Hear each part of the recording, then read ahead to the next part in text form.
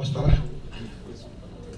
Só pedir só um pouco de silêncio aqui para o Porque relator senão, poder fazer a leitura. É porque pela minha idade aqui fica mais complicado eu me expressar aqui. Bom, na realidade é um mero erro formal, né, que a gente de vez em quando faz aqui, né, funda o pedido na deliberação revogada, né, mas não prejudica o mérito, não. Vamos avançar aqui então, mas eu falo que ela é relevante porque o interessado vai ler lá que ela está fundada na deliberação revogada, e a revogada não tem uma benesse que já está contemplada na 270, que é um afastamento parcial por 4 dias ou mais, que é o que está escrito lá. Bom, de qualquer forma, ninguém se inscreveu, e eu digo aqui, urge definir-se, em primeiro lugar, em que patamar de importância institucional deve ser colocada a Comissão de Prerrogativas, de sorte a insistir-se ou não, né, na composição de novo mandato. Caso positivo, deliberar-se sobre o padrão normativo de atuação da comissão, notadamente de seu presidente, buscando reforma do modelo ser imprescindível para o sucesso das inscrições e eficaz desempenho do presidente e integrantes da Comissão de Prerrogativas. Nesse diapasão, principio por observar que a criação de órgão específico destinado à assistência imediata de defensor público, que no exercício de suas atribuições sofra ameaça ou violação às garantias e prerrogativas legais, em prejuízo final também do usuário da Defensoria Pública, não teve seus contornos particularmente especificados na Lei Complementar de Regência da Defensoria Paulista, a Lei 988/06, e tampouco na Lei Federal 80/94, mesmo com a reforma trazida pela Lei 132/09. Com efeito, a única referência que se extrai da Lei 80/94, com a reforma da Lei 132, está no artigo 4º, inciso 9º, onde registra que uma das funções institucionais da Defensoria Pública é, entre aspas, impetração de habeas corpus, mandado de injunção, habeas data e mandado de segurança ou qualquer outra ação em defesa das funções institucionais e prerrogativas de seus órgãos de execução. Já o artigo 128 da mesma Lei 80 explicita prerrogativas dos membros da Defensoria Pública na mesma linha do que faz o artigo 162 da Lei 988. Nessa última, importa colocar em relevo o inciso 7º do artigo 164, que impõe como dever dos membros da Defensoria Pública, aspas, zelar pelo prestígio da justiça, por suas prerrogativas e pela dignidade de suas funções. Pois bem, é por demais evidente, na análise dos dispositivos das leis complementares federal e estadual, que o extenso leque de hipóteses de invocação das prerrogativas dos membros da carreira diz respeito invariavelmente à atividade fim da instituição. A vinda, estruturação, ampliação e reconhecimento da Defensoria Pública preenche vazio histórico, não só em a nova visão da prestação de atendimento ao usuário hipossuficiente, com seu efetivo acesso à justiça, como ainda, e em novo destaque, entre aspas, agora está na lei, informação, conscientização e motivação da população carente a respeito de seus direitos e garantias fundamentais. E outro trecho também extraído da lei, diz que na tutela dos direitos humanos em qualquer grau de jurisdição, inclusive perante os sistemas global e regional de proteção dos direitos humanos, é a Lei 988, no artigo 5º, que dita atribuições da Defensoria Pública. Assim, a Defensoria Pública, a partir de sua criação em São Paulo, e mais ainda com a reforma da Lei 80 em 2009, inova totalmente na prestação do atendimento ao usuário, com a educação em direitos, a tutela coletiva, a atuação multidisciplinar, os núcleos especializados e daí por diante. Conquanto bem-vinda, a instituição e seus membros trouxeram à justiça novos conceitos, novo ânimo de agir em prol dos hipossuficientes, dos excluídos. E como era de se esperar, essa postura também incrementou ou tornou visível o descontentamento de setores outros da sociedade, notadamente segmentos de operadores do sistema de justiça, acomodados e confortáveis em suas próprias posturas de persecução policial e judicial, em que o prejudicado era notoriamente a parte fraca, o excluído, o pobre, o hipossuficiente. A reação desses segmentos do sistema de justiça contra o desconforto provocado pela vinda e estruturação da Defensoria Pública foi e ainda é inevitável. O enfrentamento, a tentativa de aviltamento das garantias e prerrogativas do defensor público e, vale dizer, em consequência, do próprio usuário da Defensoria Pública.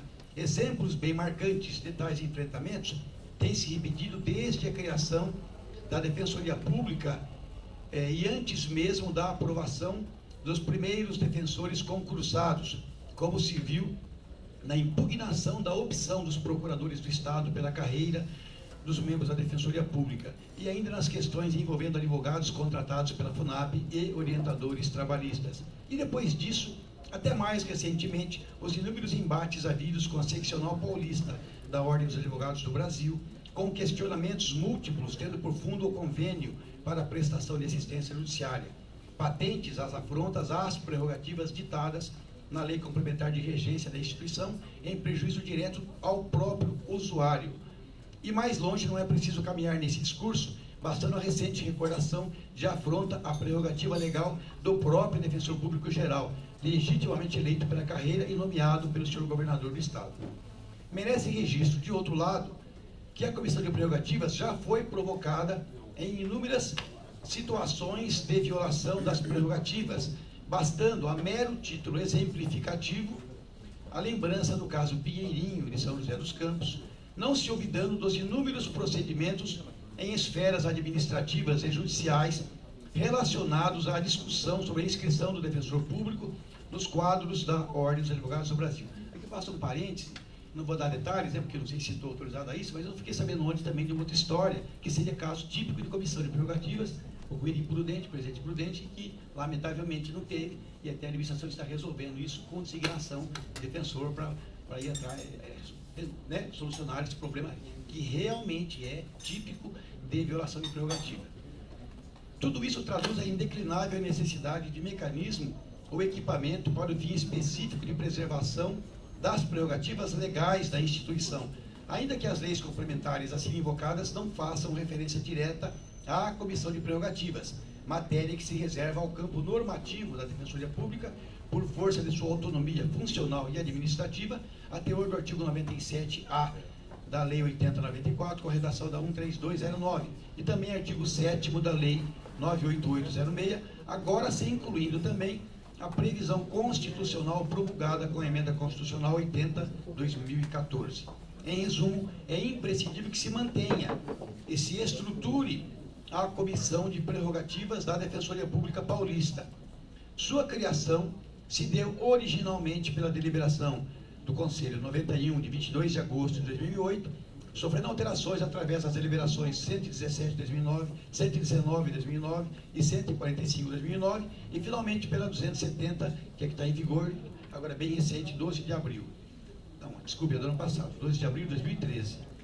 Contudo, mesmo a recente deliberação 270, ora em vigor, conquanto tenha aperfeiçoado o texto anterior, viu-se ainda editada com tímida reestruturação, particularmente no tocante à função reservada à sua presidência, de tal sorte que as condições materiais para o desempenho das atividades da comissão não favorecem a desejada eficiência.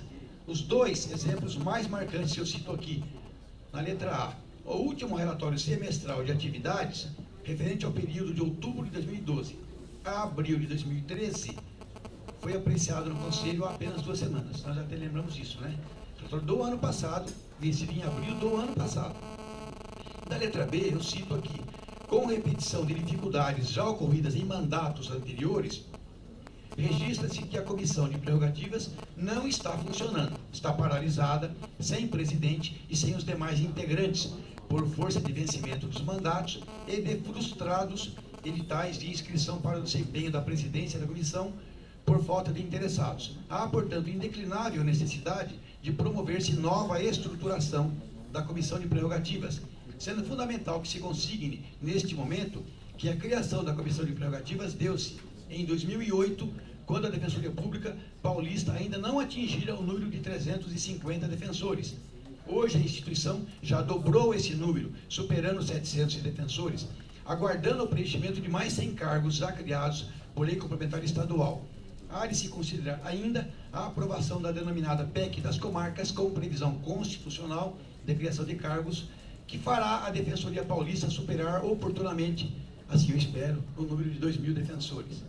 Esses dados, somados à situação concreta, ora vivenciada, a inexistência de candidato à presidência da Comissão de Prerrogativas, justificam se propicie condição ao candidato interessado para dedicar-se com exclusividade ao exercício da presidência, sem o que a instituição prosseguirá sem comissão de prerrogativas. A deliberação CSDP 270/13, além da gratificação por atividade considerada de especial dificuldade, que já existia na normativa anterior, inovou com timidez a autorizar a designação do presidente com afastamento das atribuições ordinárias, entre aspas, por 4 ou mais dias úteis por mês para o exercício das atribuições inerentes à função. Isso está no artigo 7º dessa deliberação. Urge promover-se o afastamento integral para a dedicação exclusiva do defensor público às atividades da presidência da Comissão de Prerrogativas. Por sinal, na recente disputa eleitoral ao Conselho Superior, uma das chapas concorrentes alinhou como proposta de, entre aspas, de respaldo à atuação institucional, justamente o afastamento integral do presidente da Comissão de Prerrogativas. Eu até anexo aqui o prospecto da campanha a este voto. Nesse ponto, poder-se-ia entender que a previsão normativa já está contemplada no dispositivo acima invocado. Eis que bastaria promover-se a designação pelo mês todo, de forma ininterrupta. Não sei se aqui eu me explico bem, né? Se ela já fala que é 4 ou mais dias, era só... Mas eu acho que tem que ser mais explícito, né? Bem, não era, nem é esse o espírito do referido dispositivo normativo, pelo que mediante mecanismos legais, é imperativa a alteração da deliberação nesse particular intento. Sucede, no entanto, que a competência para o ato de designação é exclusiva do defensor público geral, o que transformaria em mera sugestão a proposta agora delineada. Contudo, o ato de designação pode contar com um aval e até mesmo autorização do Conselho Superior à medida em que se avançar em fórmula de definição da Comissão de Prerrogativas, equiparando-a a núcleo especializado, conforme adiante melhor se definirá. Como se viu, não existe na Lei 988 a previsão da Comissão de Prerrogativas e, por conseguinte, de seu presidente. Contudo, por razoável paralelismo com as atividades dos núcleos especializados, no título que cuida dos cargos e funções privativos ou defensor público, o artigo 89 da Lei de Regência discrimina a relação das funções de confiança, dentre as quais, no inciso 2, a de coordenador de núcleo especializado. Ora, os núcleos especializados, que são órgãos de execução e de atuação, como transcreve o cabeçalho da seção 3 do capítulo 1º, título 2 da Lei 988, que trata da organização da Defensoria Pública do Estado, tem a finalidade de, entre aspas, prestação de suporte e auxílio no desempenho da atividade funcional dos membros da instituição, como reza o artigo 52 da referida lei, cujo parágrafo único dispõe sobre a organização dos temas ou natureza de atuação de forma exemplificativa, valendo-se da expressão dentre outros. Portanto, é um dispositivo que fala dos núcleos. Por sinal, esse parágrafo acima citado nomina 7 temas de atuação dos núcleos, e hoje a Defensoria já conta com 9 núcleos. Curiosamente, um dos temas previstos na própria lei é o de segunda instância e tribunais superiores, que não guarda relação direta com a atividade fim, como todos os demais itens aí que estão na lei. Interessante, nessa linha de raciocínio, extrair-se do artigo 53 da Lei 988, compete aos núcleos especializados, dentre outras atribuições. O inciso 4º fala: realizar e estimular o intercâmbio com entidades públicas e privadas, bem como representar a instituição perante conselhos e demais órgãos colegiados, por qualquer de seus membros, mediante designação do defensor público geral. E o inciso 6º compete aos núcleos prestar assessoria aos órgãos de atuação e de execução da Defensoria Pública do Estado. Pelo inciso 4º, vê-se que o defensor público geral pode designar qualquer membro integrante de núcleo especializado para o intercâmbio com entidades públicas e privadas ou para a representação da Defensoria perante conselhos e outros órgãos colegiados. O inciso 6º, por seu turno, atribui competência aos núcleos para prestar assessoria aos órgãos de atuação. Vale dizer, também ao próprio defensor público, que também é um órgão de execução, individualmente considerado. Eis que É a norma do artigo 49 da Lei 988. Com esse entendimento, é de se aplicar o artigo 55 da Lei 988, que comete ao Defensor Público Geral a competência para designação dos integrantes dos núcleos promovida a seleção pelo Conselho Superior. Contudo, resta a apreciação da questão do afastamento das atribuições ordinárias ou designação com prejuízo das atribuições do cargo de origem, sempre tormentosa por exigir a devida substituição ou acúmulo, não havendo cargo específico de defensor substituto ou equiparado, que é o itinerante. Os afastamentos do cargo de defensor público acham-se disciplinados na Lei 988, nos diversos incisos do artigo 150, bem como em caso distinto no artigo 189. Algumas das hipóteses permitidas têm força legal própria e dispensam autorização, seja do Defensor Público Geral, seja do Conselho. São 3 casos que eu cito aqui, os incisos 151, 7 e 8. Os demais, que estão no artigo 150, dependem de expressa e prévia autorização do Conselho Superior.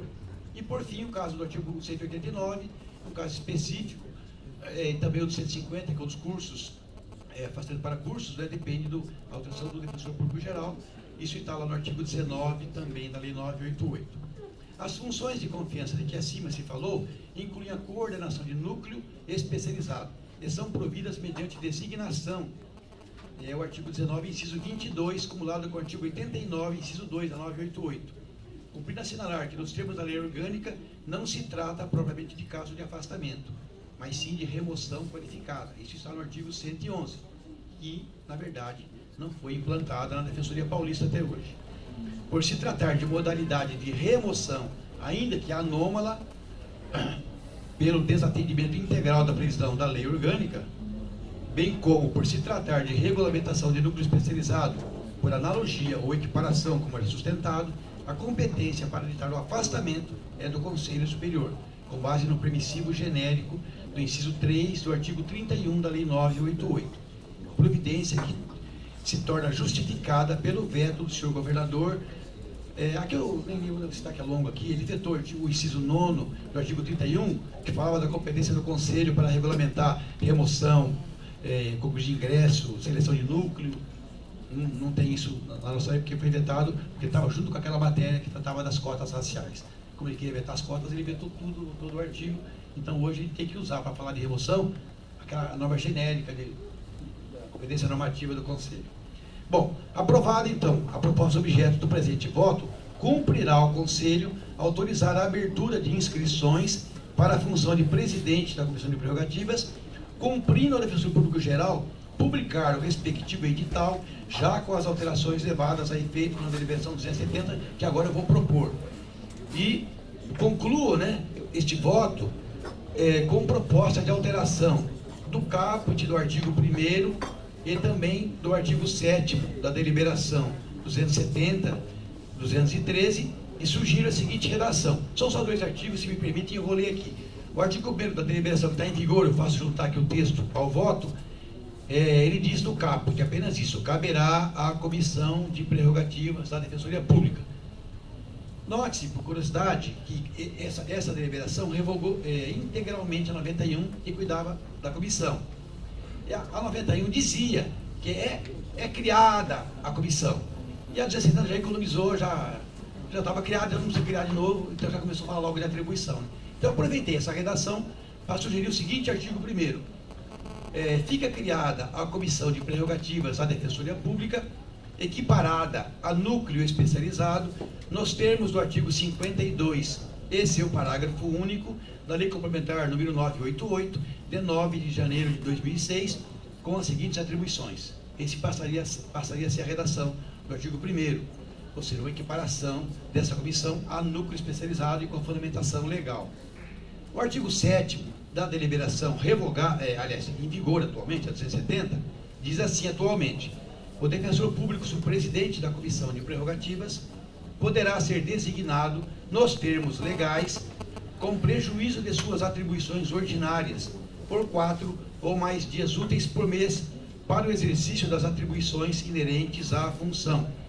Eu modifico uma parte desse artigo, que ficaria com essa redação: o defensor público presidente da Comissão de Prerrogativas poderá ser designado nos termos do artigo 19, inciso 22, acumulado com o artigo 89, inciso 2 e parágrafo 1º da Lei Complementar número 98806, com prejuízo de suas atribuições ordinárias para o exercício das atribuições inerentes à função.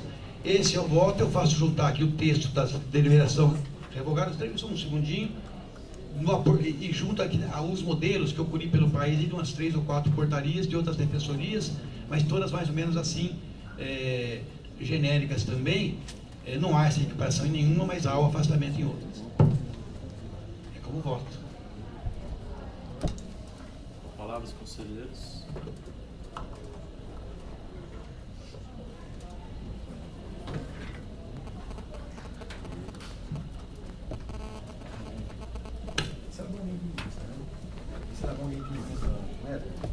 Mas isso não prejudica a escolha do local interessado? Bom, eu acho que auxilia. Eu vou resumir mais ou menos qual é a ideia. Para simplesmente afastar, na minha opinião, não há fundamento legal, porque é uma sugestão. O conceito não pode. É matéria do defensor geral. Se sugere que ele acata ou não. Mas se eu conseguir dar ao conselho a atribuição normativa para fazer isso, então como é que eu faço essa a gente fala, de uma forma legal, tornar legal essa atribuição do conselho? Equiparando, eu acho que há fundamento para isso, na minha opinião, equiparando a comissão a um núcleo. Ele é um núcleo, só que com o nome de comissão de prerrogativas. E é bem claro, porque os dispositivos já falam no núcleo, inclusive até cito um exemplo, o núcleo de Brasília, por exemplo, não é atividade fim, é meio, né? Então nada impede uma outra, até porque a lei fala, dentre outros, e ela coloca nas atribuições gerais, inclusive ela fala de auxílio ao defensor nas suas atividades, então a lei é isso. Então se equipara, aí o conselho pode fazer deliberação, ou alterar, que já existe aí, com afastamento, mas aí afastamento igual ao do núcleo. Não dá para fazer certinho, igual a lei, porque para fazer certinho tinha que remover. Todo coordenador todo coordenador não, todo integrante de núcleo, pela lei 988, teria que ter remoção qualificada. Está na lei, que eu acho inviável. Pelo menos nos próximos 18 anos, eu não sei, né? Não sei se alguém pensa o contrário. Ou seja, se o núcleo tivesse 3, 4 membros, quem sabe, né? Mas hoje nem sei quantos são, né? Mas deve ter uns 70, 80 ou 100, nem sei o total. Você vai remover qualificadamente, alguém tem que estar no lugar deles, acho. Então hoje não tem condição legal da remoção, mas nós usamos um mecanismo que ninguém nunca reclamou, de o conselho abre as inscrições, com homologação do DPG, se inscrevem, preencher aquelas vagas. No caso do coordenador, se afasta, né, das designações dele, porque tem alguém para trabalhar no lugar dele. O ideal seria que isso fosse feito já com um cargo. Não tem um cargo agora. Então, enquanto não tiver o cargo, aí, o que acontece? Ele vai ficar afastado integralmente, ele já podia ficar, até por 4 dias, já acontece, né? Até por 4 dias já tem isso, né? Ele poderá ficar afastado, e se tivesse o cargo, com alguém no lugar dele.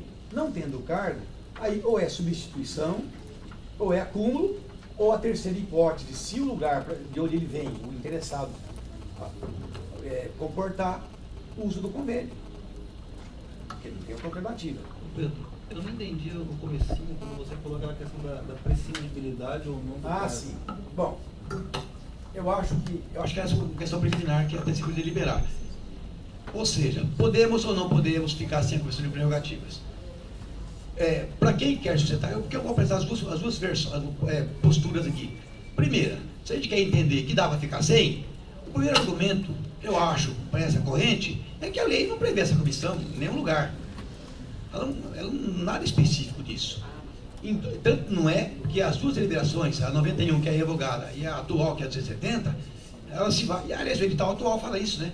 Ela coloca aquela norma genérica das prerrogativas dos defensores que estão na lei. Uma criação nossa. É uma criação nossa, na verdade. E eu achei 3 precedentes, eu confesso que não foi uma pesquisa total, mas eu pesquisei umas 10 ou 12 defensorias, achei 3 que eu junto aí de comissões que já existem. E nos casos que eu junto, são diferentes, porque é DPG que faz tudo lá, ele que nomeia, que coloca, é cargo dele. mas são funções de confiança dele também, mas para afastamento integral. Então, de qualquer forma, aqui eu quero falar da importância. Então, para essa corrente, se você entender que não tem pressão legal, que nem teria que ter, você tem um argumento muito bom, ok. Mas eu vou sustentar a prescindibilidade entendendo o direito do usuário. A comissão de prerrogativa, ela, quando assiste o defensor, ela tem um objetivo além do próprio defensor.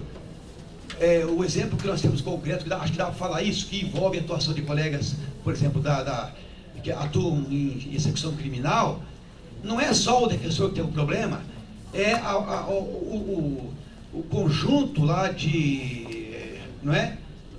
Os presos que estão lá naquela penitenciária, todos eles são uma situação concreta, violada, e o colega não vai conseguir trabalhar em prol deles, por essa ofensa à prerrogativa. Enfim, o caso Pinheirinho é outro tipo desse também, era uma ofensa ao direito de habitação, de moradia. Então, na realidade, não é só... Então, com esse enfoque, dá para dizer que a defensoria pode ter um corpo especializado, por isso que eu equiparo ao núcleo, né?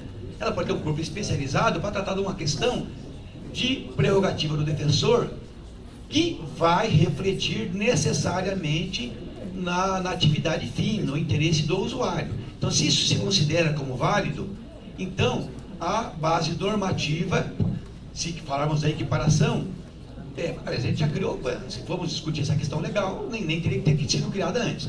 Mas, então, ou seja, agora, a imprescindibilidade, de onde ela vem?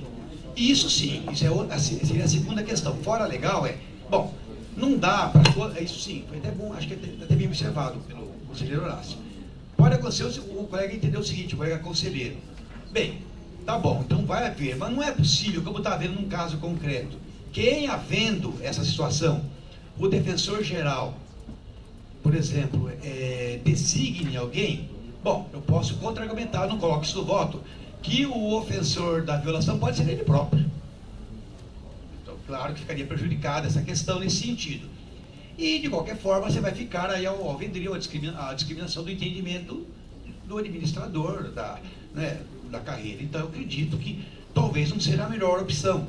Mas, se entenderem como válido, a comissão pode deixar de ser criada, que pode ser extinta de vez, revogada aquela deliberação, ou modificar-se para essa finalidade e deixar-se, então, que a administração cuide, então, pelo defensor geral, pelas subs, né, de designar alguém para uma ocorrência concreta. E eu não estou nem falando que já temos um outro mecanismo, mas que é a associação, né, mas ela não tem a repercussão, inclusive, no direito do usuário, e só do próprio defensor. Ok? Então, eu pensei muito sobre isso. A minha ideia original era dizer que era bom por fim e acabou, porque ninguém está interessado em se inscrever. Essa é a minha intenção original, mas depois eu pensei bem, refleti melhor e acho que é caso de se manter, sim, sob esse enfoque. Pedro, você cogitou encerrar? Num primeiro momento, quando eu estava até um pouco aborrecido, porque eu falei com alguns colegas, né? Não vem ao caso, mas houve um outro interessado. Um me disse que se interessaria com o afastamento, os outros não chegaram a dizer isso. Mas desistiram, ninguém então eu cheguei a pensar. Aí eu fiquei sabendo que já há um caso também que a defensoria resolve de outra forma, não usa a comissão. Mas acho que é mais de um até, né? Então eu fiquei pensando, bom, se for o caso, a gente vai deixa a comissão para lá. Cheguei a pensar, mas depois comecei a ponderar, para mudar de entendimento e fazer esse voto longo, que até peço desculpas por isso, eu cheguei a pensar na questão do usuário. Então não se trata simplesmente aqui agora da preocupação com o colega defensor, e sim com a atividade fim também, porque a defesa contra a violação da prerrogativa, ela tem, sem dúvida, segmento do interesse do usuário. Tá, Pedro, eu vou fazer o pedido de vista, mas eu acho que tem dois aspectos que a gente deve avaliar. Sem dúvida nenhuma, a comissão exerce papel fundamental na nossa defensoria pública. Acho que é um caminho a se traçar mesmo, a tentativa de administração viabilizar esse afastamento. Para isso, acho que é imprescindível um trabalho um pouco mais demorado de coleta de informações, para a gente poder também se inteirar sobre as provocações que a comissão possui, avaliação desses relatórios semestrais que são avaliados aqui no Conselho, para nós podermos saber que passo devemos dar. Quanto à cobertura, muito me preocupa, evidentemente, já que a lógica desse colegiado é sempre utilizar a distribuição de cargos para fazer a cobertura de afastamentos perenes, e é essa a finalidade pela qual foram criados os itinerantes. Então, ainda que se conclua que haja carga de trabalho suficiente para um afastamento integral, temo que esse afastamento realmente prejudique a unidade, e acho que isso poderia ser avaliado, como você colocou, qual que é o impacto na unidade. Acho que dificilmente a gente conseguirá suprir essa ausência. A questão do provisionamento é delicada, né? A gente sabe bem.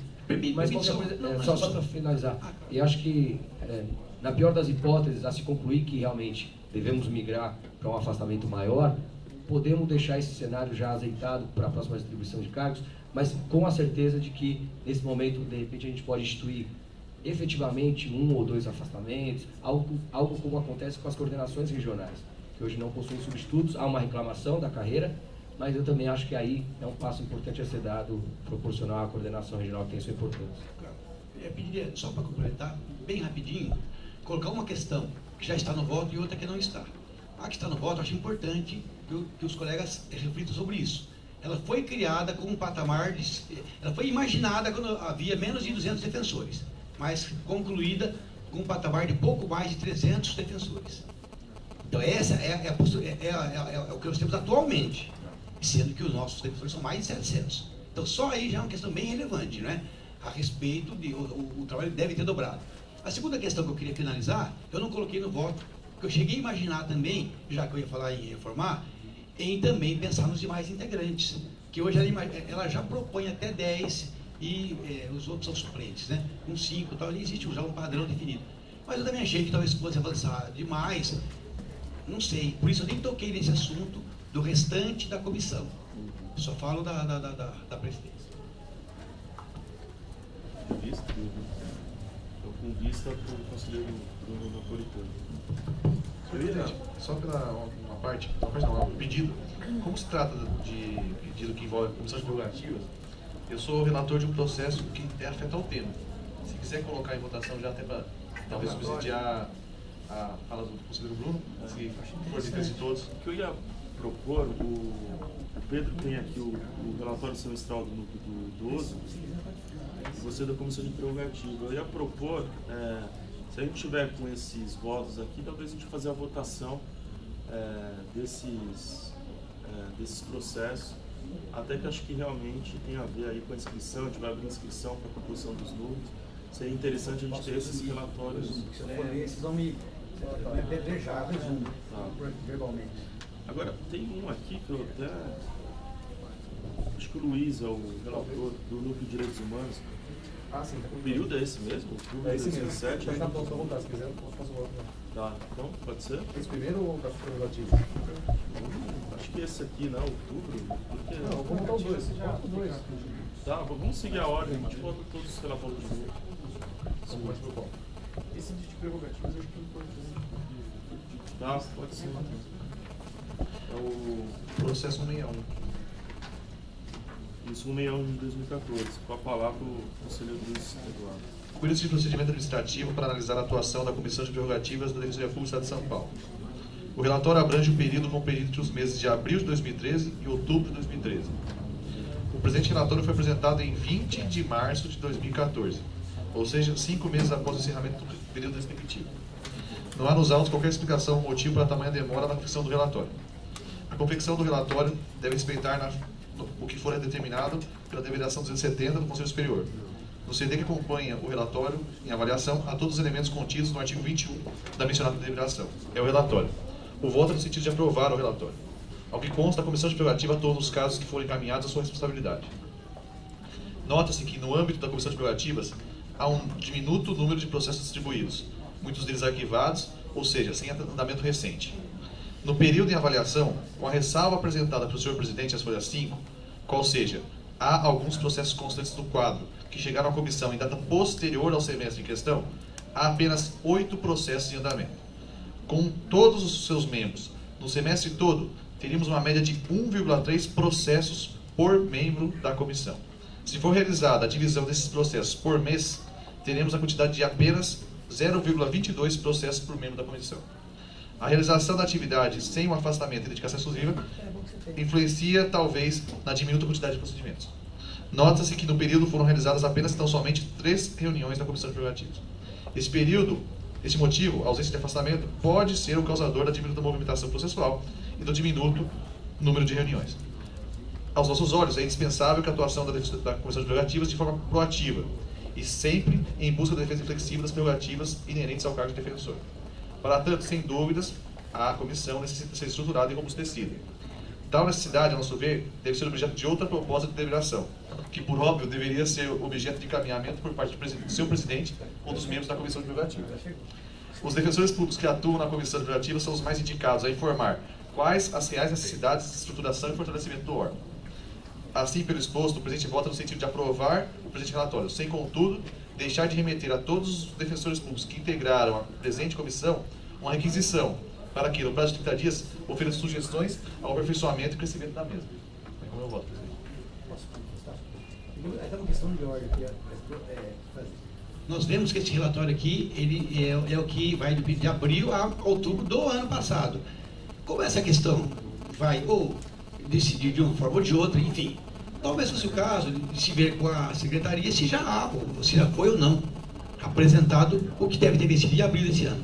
E se for o caso, independentemente da sua distribuição ao relator, também encaminhar para a ciência do conselheiro Bruno, que provou ser profético quando fez aquelas considerações. Eu não sei, não há a informação da secretaria que não chegou ainda. Seria o último relatório. Então, vocês têm terrível esses prazos aí. Tem que dar uma rodada correcional aí. Quer falar? Não, acho que esse é o motivo pelo qual o Conselho não definiu o afastamento integral do presidente do Conselho Prerrogativo. A razão da baixa demanda que tinha sido apresentada até então. A gente argumenta que a demanda é baixa porque não tem quem toque. Deve ter maior demanda.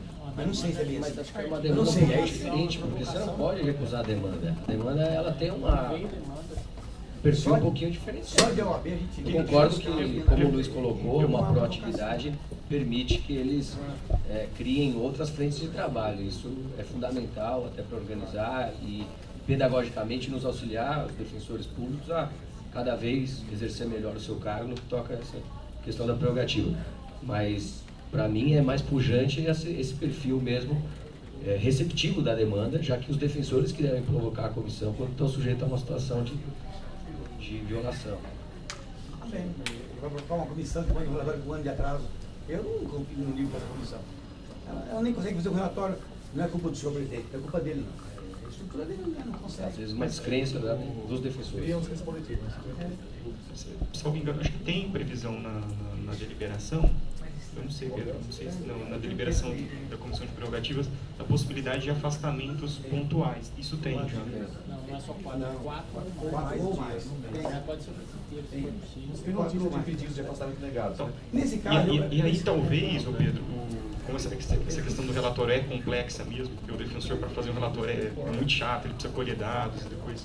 Mas o defensor ele pode pedir o afastamento, inclusive, para fazer o relatório. Não sei se... Não, mas aí a gente vai discutir isso depois. Né? Acho que a gente tem que só organizar então essa diligência, porque se você receber, eu também vou ter que depurar essas informações. E aí depois a ideia era o relator também apresentar alguma sugestão nesses autos, porque vai haver sugestão subjacente aqui, era melhor talvez eu me manifestar e vocês manifestarem em voto vista. Na verdade é o seguinte, como eu não sabia do voto do Pedro, eu li a questão das prerrogativas e falei, olha, se existe uma possibilidade de mudança, quem foi presidente e foi membro da comissão deve ser ouvido. Isso eu acho que é razoável, né? Aí, como nós estamos incorporando uma temática única, eu até modificaria a parte do meu voto para tirar essa questão da oitiva dos presidentes e membros, se constasse da sua. Tá, tem uma sugestão então. Porque não é possível fazer isso, eu teria que converter em diligência, acho que burocraticamente a gente tem uma alternativa mais célere. Se você puder, nesse seu voto, fazer essa requisição e nós deliberarmos que elas sejam encaminhadas para os autos deste processo, acho que isso é solucionado. Porque a gente vota nesse, encerra o expediente aí que ele é temporal, está relacionado a esse semestre, e aqui a gente já enfrenta o assunto. Pode ser? Pode ser. Ficou claro? Então, no voto, agora, acho que só o termo requisição, né? Acho que podia ser. Pelo que eu peguei de relatório aqui, a gente pede informação e nego não informa. Eu tenho uns 4 relatórios de núcleo, de comissão, que vem de tempo ou vem sem resposta. Então, mude o nome. Fica a critério colegiado. Solicita E se ele não quiser também apresentar. Mas é duro, se não quiser apresentar, eu acho que é um compromisso. Se ele exerceu a função de presidente de comissão, ele tem que dever informar. Dá para o conselho fiscalizar? Não, mas a gente está perguntando sugestões de melhoria. Isso aí não é obrigado. Posso requisitar o relatório. As informações podem requisitar que já foram prestadas. Agora, sugestões de melhoria, você não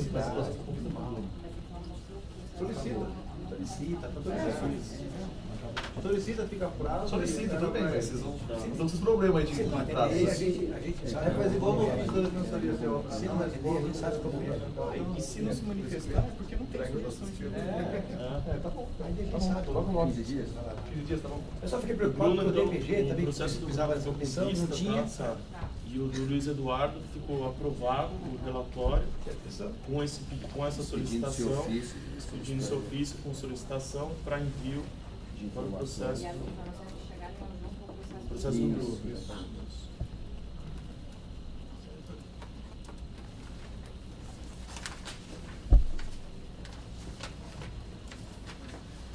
As outras inversões aqui para os relatórios de... É que só vou resumir. Garanto que são 5 minutos. Você apresentou o voto. O dele já foi. Era o outro, viu? Se quiser, eu falo em 5 minutos só. Eu resumo. Não preciso ler o voto inteiro. Eu prometo não levar mais que 4 minutos e 40 e poucos segundos. Só tem um que está antes do seu, que a gente consegue votar rápido, que é o do Luiz. E aí justificar a inversão da pauta desses processos por conta também do vencimento do prazo dos períodos aqui dos relatórios semestrais. É o 234, interessado coordenador do Núcleo Especializado de Cidadania e Direitos Humanos, assunto relatório semestral do Núcleo, outubro de 2007 e junho de 2008. Cuida-se de procedimento de... Perdão. Vou falar. Qual é o número do processo? 234/2013. É na página 2. Tá contigo. Tem uma solução aqui, vamos conversar. Cuida-se de procedimento administrativo que foi instaurado para regularizar os relatórios semestrais de atividades dos núcleos especializados, conforme a determinação deste egrégio Conselho Superior. Instado a apresentar relatório, o então coordenador do Núcleo Especializado de Direitos Humanos e Cidadania o fez em 5 de agosto de 2013. O período do relatório apresentado compreende os dias entre 1º de outubro de 2007 e 30 de junho de 2008. Ele foi instruído com uma relação de desempenho de atividades literada por procedimento e por relator, bem como com cópia das atas de reunião do período. O presente procedimento foi distribuído inicialmente ao então conselheiro Luiz Gustavo Fontanete Alves da Silva, isto em 5 de agosto de 2013.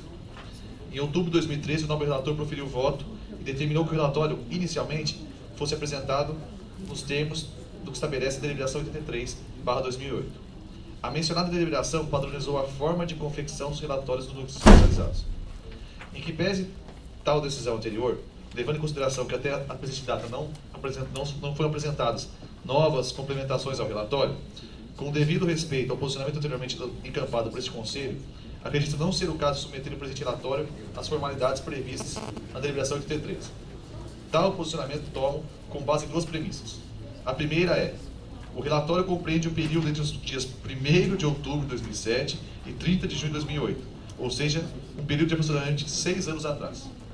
Qualquer irregularidade ou não conformidade que fosse apurada no referido relatório sequer poderia ensejar punição administrativa, nos exatos termos do artigo 184 da Lei 988.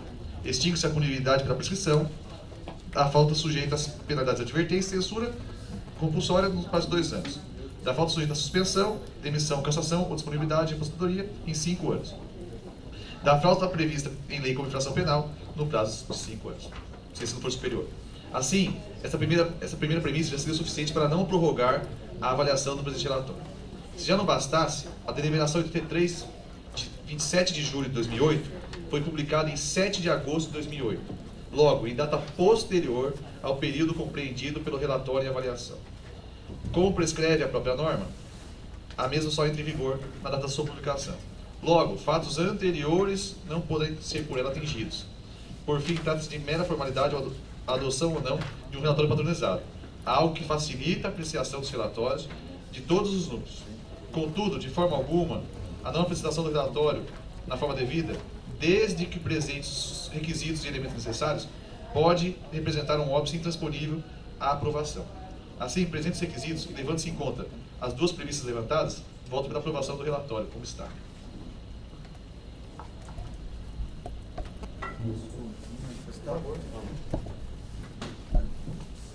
Na verdade,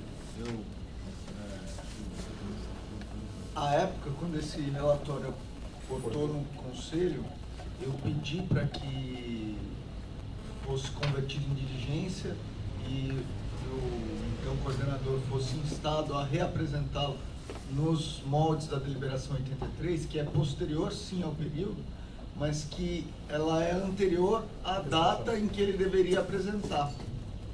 Então, quando ele deveria apresentar, a deliberação em questão já estava em vigor e deveria ter sido a apresentação nos moldes da deliberação. Por isso que então eu efetivamente o instei a apresentar desta forma.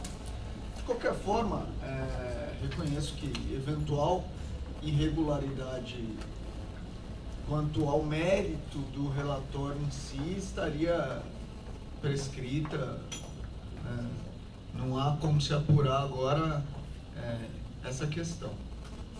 Agora, tem a questão da vigência da deliberação do CSDP. E aí é o que você fala, é simples procedimento, simples forma de apresentação. Mas então, nenhum dos núcleos mais vai seguir o modelo e nós não vamos poder fazer mais nada. Eu inicialmente concordei com o posicionamento de forçar na apresentação do relatório conforme a deliberação. Mas quando eu vi que o fato era tão pretérito e que constava ali daquele relatório as informações, ainda que não na forma sistematizada, mas pelo menos detalhada, eu acreditei falando, olha, excepcionalmente é nesse sentido que eu vou me apresentar, até porque as solicitações de complementação do relatório não foram preenchidas. Por quê? Provavelmente o colega não é mais o coordenador do Núcleo de Direitos Humanos. As informações que ele colheu naquela época não foram feitas com base na deliberação, porque a deliberação não existia, né? Vamos supor, se você tem uma deliberação hoje, você tem que fazer um relatório daqui a 6 meses, você... Ela existia. Não, ela existia A colheita dos dados. Então fica um pouco mais difícil de fazer o relatório quando você não tem a premissa de montar o relatório. Vamos supor, fazendo uma adaptação, nosso relatório da corregedoria. Quais são os dados que eu devo preencher lá? Quantos processos, quantas ciências, quanto isso, quanto aquilo? Eu tomo minha atuação mensal com base naquele script que está ali. Agora, ele não tinha esse script para tomar. Então, provavelmente, ele não tinha nem como complementá-lo, né? Eu não cheguei a fazer contato com ele porque o prazo foi exíguo. Mas eu acho que é nesse sentido que eu encaminhei. Mas também, como eu disse, é um relatório de 6 anos atrás. Só uma parte, eu concordo com o seu voto com quase tudo. Só o final, seguindo o Luiz Gustavo, conselheiro Luiz Gustavo, eu discordo, só que é mera formalidade. Eu acho que os núcleos devem cumprir a deliberação, enfim, o relatório seguir a forma como determinado pelo Conselho. Mas no mais, principalmente em questão de tempo, eu acho que perde qualquer interesse. Eu acho que a aprovação do relatório tem que vir como está, ou até julgar prejudicado, se for o caso, o próprio relatório diante da... Não, tem os dados existem. Tem as atas, tem os procedimentos. Tem como ser avaliados. Tem como ser avaliados, exatamente. Não é uma coisa que não tem nada. Eles às vezes dão com letra de dados sem estar sistematizado na deliberação que determina a sistematização. Só um acréscimo. Com relação à própria estrutura como os relatórios são apresentados, eu já tive a oportunidade de, aqui no Conselho, me manifestar, quanto coordenador, criticando o modelo de relatórios. Porque, por mais que ele seja um modelo sistematizado, muitas vezes ele limita a atuação do coordenador na forma que ele vai, da sua própria atuação. Ele fica um pouco engessado. Mas também é uma construção que está sendo trabalhada entre os coordenadores já há algum tempo. Desde a administração anterior, vem sendo discutido métodos e formas para a gente atualizar e tornar mais palpável a atuação dos núcleos via esses relatórios. é algo que ainda está tramitando, a gente tem reuniões ainda nesse sentido, mas e só para esclarecer, Luiz Eduardo, o então coordenador da época chegou a me procurar também, pedindo modelos do novo relatório, da forma, como é que era, para que ele pudesse, de repente, tentar fazer a adequação. Mas essa colocação é interessante, por quê? Porque quando a gente fala, como você fez a analogia com os relatórios da corregedoria, eu falo na minha visão agora, 2 mandatos como coordenador. Eu agendo tudo que eu faço conforme o que está no relatório. Né? Então, aquelas disposições que já estão no relatório é onde eu me pauto a colocar. E aí a gente fica numa situação complicada e tem muita coisa que a gente faz que a gente não tem onde inserir. E aí você vai naquelas outras atividades e fica algo muito genérico. Né? Então essa é uma dificuldade grande mesmo para essa feitura dos relatórios aí pelos coordenadores. Caminhar para a votação. Então, nós temos o voto do relator. Quem concorda, mantém-se como está. Aprovado por unanimidade. Próximo é o 260 de 2013. Interessado coordenador do Núcleo Especializado de Direitos do Idoso e da Pessoa com Deficiência.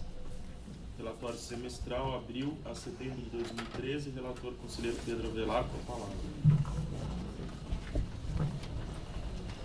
Este relatório também já é do ano passado, válido até setembro, é do mês vencido em setembro, né, ou semestre vencido em setembro do ano passado. Há 28 sessões que ele está em pauta, né? Que ele está sendo discutido, melhor dizendo aqui, prorrogado e tal.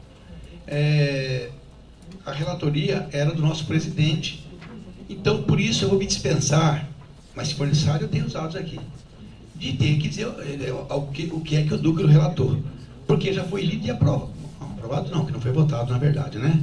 Mas foi lido o voto de aprovação, que certamente imagino que ele tenha repassado aos conselheiros, mas eu posso fazer um resumo breve se quiserem também, porque é longo, né? O relato das atividades sempre é longo mesmo. O que acontece é que depois do voto, em 2 sessões depois, a ouvidoria pediu vista e juntou aos autos um parecer, uma porção de documentos de anexo bem longo.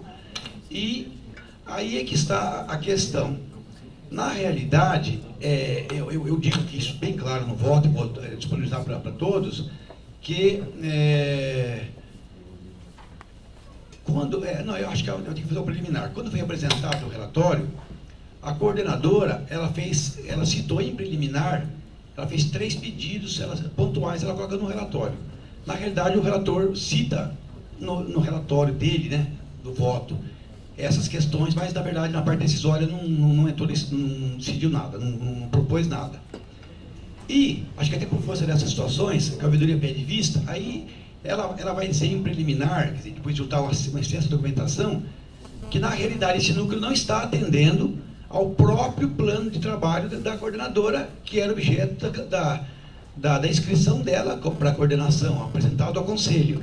E a ouvidoria faz citação nominal, inclusive, da própria coordenadora.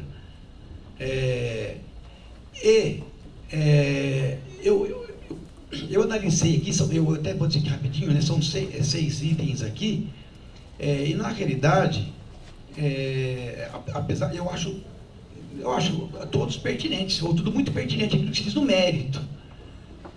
Mas eles vieram depois já de um voto de aprovação, não vai mudar nada agora essa questão, não vai complicar mais, então, eu vou dizer quais são para a gente entender, mas eu vou concluir aqui, por se aprovar aquele relatório, se extrair essa documentação, ser ela, depois desentranhada, encaminhada para o núcleo, para conhecimento do próprio núcleo, até porque esse pedido já é da própria ouvidoria, a ouvidoria também pede que se mande para o núcleo, portanto, não há nenhuma novidade aí. E, com prazo determinado, o núcleo devolva e, autuado, né, se distribua a um conselheiro, e aí essa história pode ir longe, porque são inúmeras questões que envolvem, em especial esse núcleo, né, mas que vale para outros também, a respeito da atuação, a respeito de propostas que vieram do ciclo de conferências, esse tipo de coisa aí. Para entender rapidamente, eu vou dizer quais são os itens que ela aponta aqui. Antes, os itens preliminares, porque também faço uma proposta no final. Os preliminares que vieram da coordenadoria são, ela reclama, deixa eu ver aqui, em primeiro lugar,